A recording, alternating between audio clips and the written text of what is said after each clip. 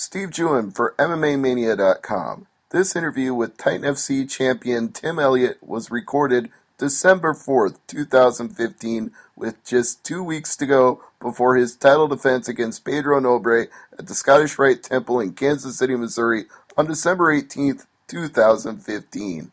His fight will be available on UFC Fight Pass. You can watch it that night there, or CageTix.com if you'd like tickets to the live event and you live in the Kansas City area. Without further ado, let's get to the interview with Titan FC flyweight champion Tim Elliott. Hi, Tim Elliott? Yes. Hi, this is Steve Jewin from MMA Mania. How are you this afternoon? I'm great. How are you doing? I'm very good, and you've got a very big fight coming up on December 18th against Pedro Nobre. How's your preparation going? Man, it's really good. I've been doing a lot more technical stuff with my coach, James Krause. Less and less sparring for this camp, more and more cardio, strength conditioning, and just really, really working on my technique. I think fans are still getting used to the fact that you're no longer in UFC, even though you've been the Titan FC flyweight champion for a little bit. So how's that transition been ever since you left UFC? Man, everything has been super positive. It couldn't have happened any better, really. As soon as I got cut from the UFC, I had a baby shortly after that, so I got to spend some time at home with the baby. And, now that I'm not having to leave and travel as much for the UFC, I'm spending a lot more time with the baby. And, man, really everything has just been super positive. I got a little bit of hardware finally, and, I'm not making as much money, but they're keeping me active. They're getting me good, exciting fights. And, I couldn't really be happier. Titan is starting to branch out a little bit more. I noticed their last fight was in Ridgefield, Washington, so you're not getting to stay close to home for every title fight. Yeah, no, this will just be my second time. 2 out of 3 fights, so I got a fight here in my hometown, and, I've never fought in Kansas City before, so it's kind of cool to have a crowd full of people that are cheering for you, not wanting to see you get beat. You said it was kind of a good timing thing since you were just having a baby right after you left UFC, but at the same time, was it at all a surprise to you? Because you'd been in a lot of exciting fights and close fights, and usually they keep guys around like that. You gotta win. If you want to stay in the game, you gotta win. I thought I was safe. You got guys like Dak McCosky that are winning fights, but they're boring, and John Dodson used to be exciting, but now he's squeaking by decisions and running from guys and barely winning, and he's boring. I thought it was safe, but, I don't have any hard feelings for it. You gotta win. And, honestly, I thought that the only fight in the UFC that I actually lost was against Joseph Benavidez, and that was the best I've ever felt in a fight. But, Ali Bagdasaryan, I felt that I beat him, and John Dodson, I thought I did enough to beat him as well. So, it's just the way it goes. That's the nature of the game, and, a few more wins, maybe I'll be back one day. Who knows? Well, there's certainly that possibility because, 1, they're always looking for people, and 2, they've pretty much got the situation right now where Demetrius Johnson is running out of challengers, so they're going to need fresh blood at some point, and champions from other organizations, that's where they're going to go next. Yeah, Henry Cejudo is looking good. He looked good in his last fight. He picked his boxing up. His striking is looking good, so he's probably going to be one of the guys moving up, but you're right, Demetrius has already beat all the top 5 guys, and pretty handily, so yeah, I would love to get back in that mix and be one of the top runners, but, I'm not in any hurry. I'm having fun mothering and fathering the baby, and just fighting has become kind of a hobby now, not so much of a job, and I'm excited about getting back into practice, and everything's just been super good. Do you think that the fact that you're able to fight closer to home and train, and it's now a better balance between family life, do you think that's part of what's improved your performances?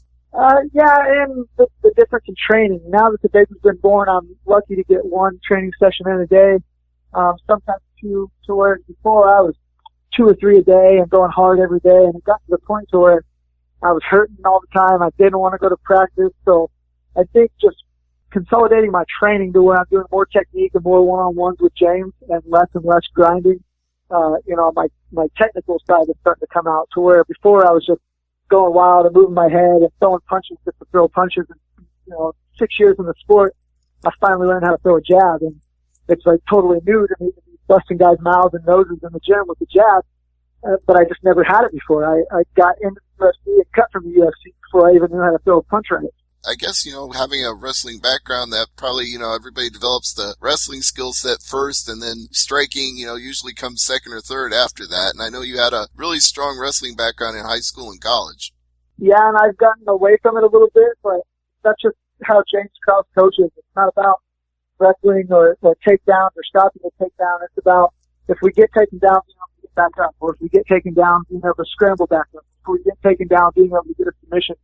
And man, he's solid. He knows his shit. And any secrets that he has, he shares with his guys. So anything he knows, we know. So it's been really, really, really good. And speaking of Krause, we haven't seen him fight for a little bit. So do you know when he's going to have his next fight back in UFC? Yeah, he just got scheduled. It'll be 4 months in Pittsburgh, the fight in Pittsburgh. He's going against, I don't know, his fight name is the Shaolin or something. So probably some guy who'll come out like a mystical bug. Yeah, it'll be a good matchup for James. Man, he's a killer. He's really stepping his game up as well, and it just makes the whole gym better. When he gets a fight in fight camp, the whole demeanor of the gym kind of changes, and I'm excited to see him go again. I was really surprised with that Darren Cruikshank fight because the way he just blew through him and choked him out in under 90 seconds, I believe. That was an amazing fight. I think James could do that to a lot of guys, but his mindset used to be, like land punches and try to, win rounds, and now he's staying in the moment, just trying to win exchanges and get things as fast and hard as he can. I think you're going to see a lot of finishes out of him from now on. Well, it's something we're seeing more of you, too. I mean, your last fight, your last title defense was guillotine choke, so seems like you've picked up on that from him. Yeah, finally. I've been choked a million times by him, so it's nice to finally get somebody else. What about Pedro Nobre? Does he have a pretty good submission defense? Do you think you're going to be able to get a submission on him? I think he does. He's a black belt. He's a footlock guy, so, he'll be dangerous in the first and second round.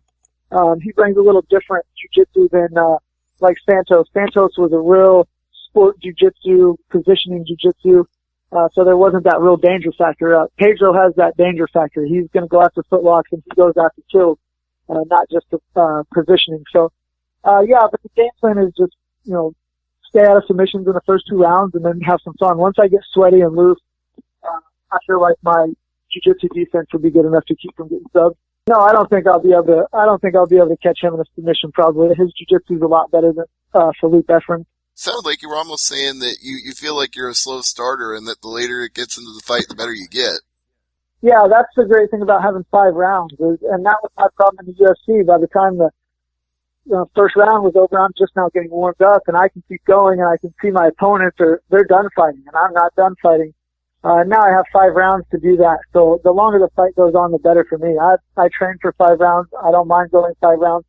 I like to put somebody through that pain of going 5 rounds. Let me ask you if you feel there's any irony with the fact that Titan FC is actually distributed and seen on UFC Fight Pass right now. It's like you're seen by a UFC audience even though you're not part of UFC anymore. Yeah, and that really, mostly the only thing that does is it reflects your pay. You're not making near the money, with Titan as you would be on the UFC, but it's nice to kind of get that audience and still get recognized. So, I don't mind. I enjoyed fighting for the UFC, and, I wasn't upset when they cut me. I completely understand. But, Titan has been really good to me and trying to get me good opponents and trying to keep me active. So, it's all the same to me, a fight to fight, and each fight is the most important fight, and that's all I can do is just go out there and compete and then, look for the next one. Now, this is also going to be the first Titan FC show where Sean Wheelock, formerly of Bellator, is going to be calling the action. So, what are your thoughts on him calling your match? That'll be cool. I like having Faraz and them guys that have done it in the past, but he obviously will bring a level of experience that, is really professional. And, it's exactly what Titan needs. If they want to move up and be a big promotion, they got to make big moves. So, good for them. Hopefully they can do big things and make it to where their fighters can make some more money. And I know that Sean is very passionate about MMA, and especially in Kansas, where, that's his home too. So it's like a hometown deal for him, and he'll be even more into the fights. Yeah, I think it's good, positive for everybody, the fighters, for Sean, and obviously for Titan as well. It's going to be an exciting fight on December 18th. Do me a favor, tell everybody the name of the venue again so people, if they want to get tickets at the box office, they'll know where to go. It is the Scottish Rite Temple in Kansas City, Missouri. And you get your tickets on cagetix.com, I believe, but I'm not 100% sure on that. Or I'm sure there'll be a few walk-up tickets available. I know Titan FC events are usually pretty close to sold out, but you might be able to get one at the door the day of. Yes, sir. Oh, sorry. I thought my phone dropped. Sorry, there for a second. I was checking on the baby. Oh, okay. I should ask you, what is the baby's name? I don't even know. Sterling, yes. Oh, that's a beautiful name. Yeah, we like her all right, I guess. Is it a family name, or is this something that you just like the sound of? We just liked it. My wife liked it. I picked it out. She liked it, so we stuck with it. My wife and I have discussed names about a dozen times, but I have a feeling when we do have a baby, it'll probably change the day of. Yeah. All right. Well, I want to congratulate you on expanding family and having a big fight coming up December 18th and all the success you've had at Titan FC thus far. And hopefully that continues on December 18th. But before I wrap it up and let you go, any plugs, any sponsors you want to mention? Always my gym, Glory MMA and Fitness out of Lee Summit, Missouri. My coaches, James Krause, Zach Cummings, and also Dethrone. They sponsored me while I was in the UFC, and even after I got cut, they stuck with me. And man, I just love those guys. So that's it, man. Oh, no problem. Hey, one quick question. Something you just made me think of before I let you go. Another irony of the timing of when you left UFC is they got the Reebok deal, so you wouldn't have been able to keep Dethrone a sponsor if you hadn't left. No, that's true. That's true. I definitely wouldn't have been, but I wasn't making much in sponsor money anyway, and I was a higher tier guy at the time, so it would have been more beneficial for me to have the Reebok deal. But somebody like James Krause, who makes good money in sponsorships, it really hurts a guy like that. So, James is losing out on quite a bit of money, I think, each fight for sponsorship loss. Well, hopefully at some point they'll figure out a way to make that up to the guys. But all we can do in the meantime is suffer through them making Anderson Aldo jerseys. Yeah. All right, man. Thanks again for having me. I appreciate it. No problem. Thank you, Tim, and best of luck on December 18th. Thank you. Take care. Yep. Bye-bye.